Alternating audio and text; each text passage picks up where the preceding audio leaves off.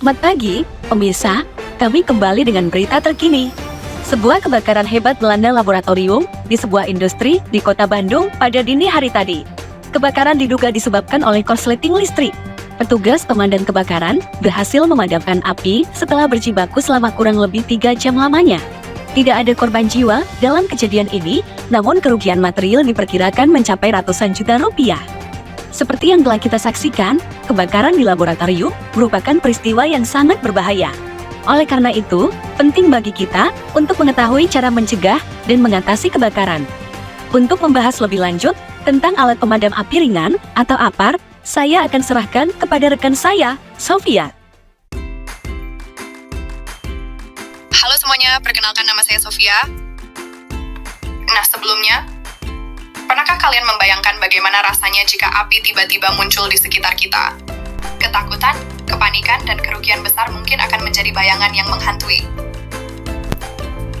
Tapi, sekarang jangan khawatir ya. Karena sekarang ada solusi untuk menghadapi kebakaran selain langsung menelpon pemadam kebakaran, yaitu kita bisa menggunakan APAR. Nah, jadi APAR itu singkatan dari alat pemadam api ringan, adalah alat pemadam api portable, yang mudah digunakan dan efektif untuk memadamkan api di tahap awal. APAR menjadi garda terdepan dalam melawan api sebelum api merambat dan meluas. Ia memiliki beberapa fungsi, di antaranya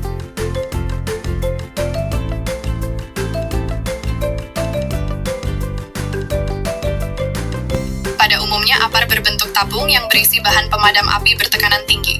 Berat APAR berkisar antara 0,5 kg hingga 16 kg. Di sini saya akan menjelaskan jenis-jenis APAR. Yang pertama adalah APAR jenis water atau air.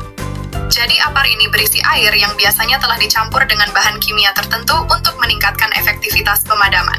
Tapi perlu diingat, APAR jenis air tidak boleh digunakan untuk memadamkan kebakaran kelas C atau akibat instalasi listrik, karena dapat menyebabkan kerusakan air pada area sekitar kebakaran dan korsleting pada peralatan elektronik. Yang kedua adalah APAR jenis busa atau foam. APAR ini berisi larutan busa yang terbuat dari campuran air, konsentrat busa, dan bahan kimia lainnya.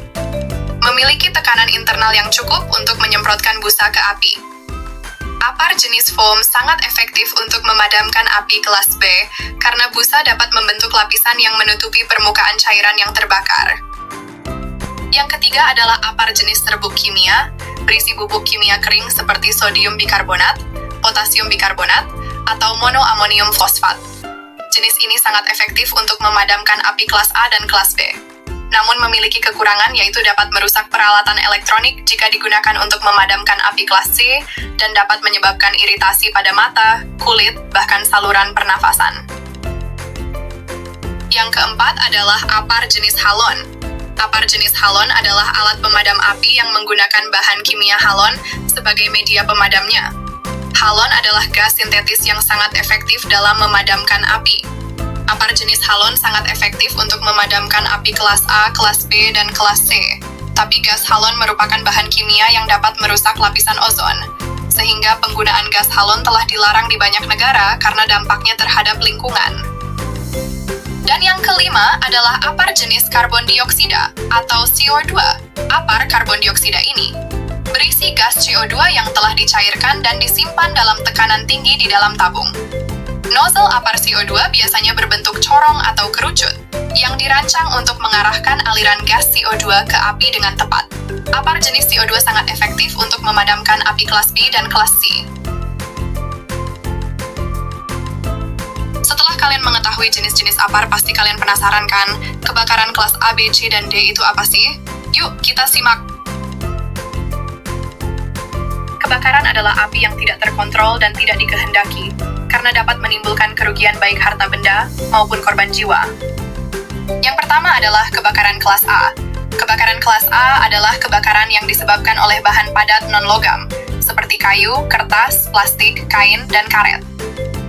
APAR yang cocok untuk memadamkan kebakaran golongan A adalah APAR jenis cairan, APAR jenis busa, dan APAR jenis tepung kimia. Lalu kebakaran kelas B. Kebakaran kelas B adalah kebakaran yang disebabkan oleh bahan cair atau gas yang mudah terbakar, seperti seperti bensin, cat, thinner, gas LPG, dan lain sebagainya.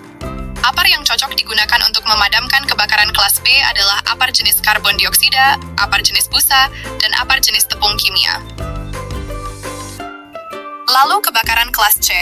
Kebakaran kelas C adalah kebakaran yang disebabkan oleh instalasi listrik bertegangan, seperti televisi, refrigerator, dan lain sebagainya. Apar yang cocok untuk memadamkan kebakaran golongan C adalah apar jenis karbon dioksida dan apar jenis tepung kimia atau dry powder. Dan yang terakhir, kebakaran kelas D. Kebakaran kelas D adalah kebakaran yang terjadi pada logam padat seperti aluminium, kalium, litium, magnesium, dan potasium. Media pemadam yang dapat digunakan terbatas, yakni serbuk kimia khusus, sodium klorida, dan grafit.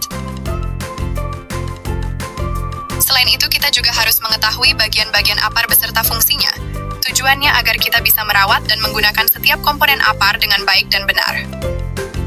Yang pertama adalah tabung. Tabung ini berisi media pemadam api.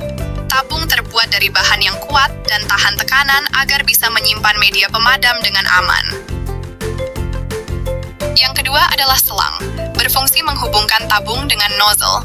Selang terbuat dari bahan yang fleksibel dan tahan panas untuk menyalurkan media pemadam ke api. Yang ketiga adalah nozzle, berfungsi untuk menyemprotkan media pemadam ke api. Biasanya dilengkapi dengan pengatur aliran media pemadam untuk intensitas semprotan.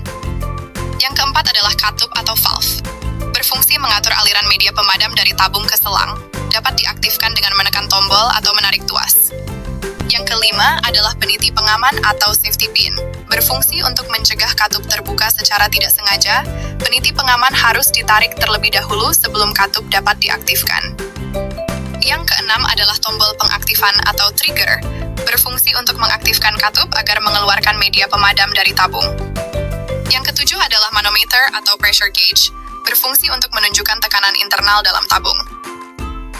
Yang kedelapan adalah pegangan atau handle, dirancang agar mudah digenggam dan mengarahkan apar saat digunakan. Dan yang kesembilan adalah label informasi, berfungsi menunjukkan jenis media pemadam yang digunakan, cara penggunaan, dan tanggal terakhir pemeriksaan. Baiklah teman-teman, demikianlah penjelasan singkat mengenai apar dari saya. Ingat, memiliki apar saja tidak cukup.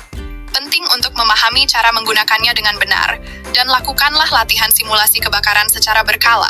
Semoga informasi ini bermanfaat dan dapat meningkatkan kewaspadaan kita terhadap bahaya kebakaran.